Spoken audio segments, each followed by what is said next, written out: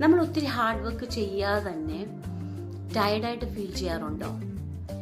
നമ്മുടെ body rest ചെയ്യുന്നുണ്ട്, പക്ഷേ നമ്മുടെ മൈൻഡ് നോൺ സ്റ്റോപ്പ് ആയിട്ട് റണ്ണിങ് ആയിട്ട് തോന്നാറുണ്ടോ?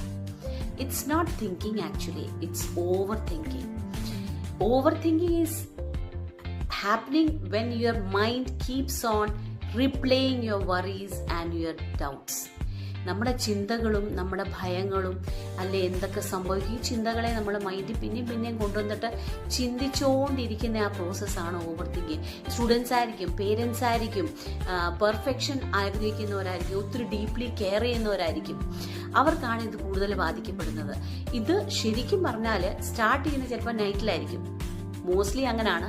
അല്ലെ ഡിസിഷൻ എടുക്കുന്നതിന് സമയമായിരിക്കും, അല്ലെ ഒരു കോൺവെർസേഷൻ കഴിഞ്ഞിട്ടായിരിക്കും, അല്ലെ ഒരു സൈലൻസ് ആയിട്ട് ഇരിക്കുന്ന സമയത്തായിരിക്കും ഓവർ തിങ്കിങ് നമുക്ക് കൂടുതലുണ്ടാവുന്നത്. ശരിക്കും നന്നായിട്ട് ഒരു ബോഡിയെ എഫക്റ്റ് ചെയ്യും, ഒരു പേഴ്സണിനെ എഫക്റ്റ് ചെയ്യും, അവരുടെ സ്ലീപ്പിനെ ബുദ്ധിമുട്ടിക്കും, അവരുടെ കോൺഫിഡൻസിനെ കളയും, അവരുടെ റിലേഷൻഷിപ്പിനെ ബാധിക്കും. അതുപോലെ തന്നെ ക്രൗഡിൽ നിന്ന് മാറ്റി നിർത്തുന്ന ഒരു സംഭവമാണ് ഓവർ തിങ്കിങ്. ഈ ട്രാപ്പ് ഫോം ആവുന്ന ആക്ച്വലി നമ്മൾ കൺട്രോൾ ചെയ്യാൻ പറ്റാത്ത കാര്യങ്ങൾ നമ്മൾ കൺട്രോൾ ചെയ്യാൻ ശ്രമിക്കുമ്പോഴാണ്.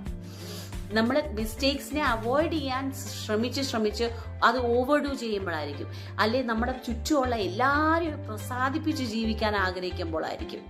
V should stop replaying this conversations in your head. Set time limits for decision making. അതുപോലെ തന്നെ focus only on what you can control. ഒരു കൊച്ചു ആക്ഷൻ എടുക്കുമ്പോൾ ബാക്കി കാര്യങ്ങൾ സംഭവിക്കാൻ തുടങ്ങും, ക്ലാരിറ്റി നമുക്ക് കിട്ടും. എപ്പോഴും വാട്ട് ഇഫിനെ റിപ്ലേസ് ചെയ്യുക, ദെൻ വാട്ട്. സോ റിമെമ്പർ, നമ്മുടെ മൈൻഡിന് പ്രഷർ അല്ല കൊടുക്കുന്നത്, it needs direction. God bless.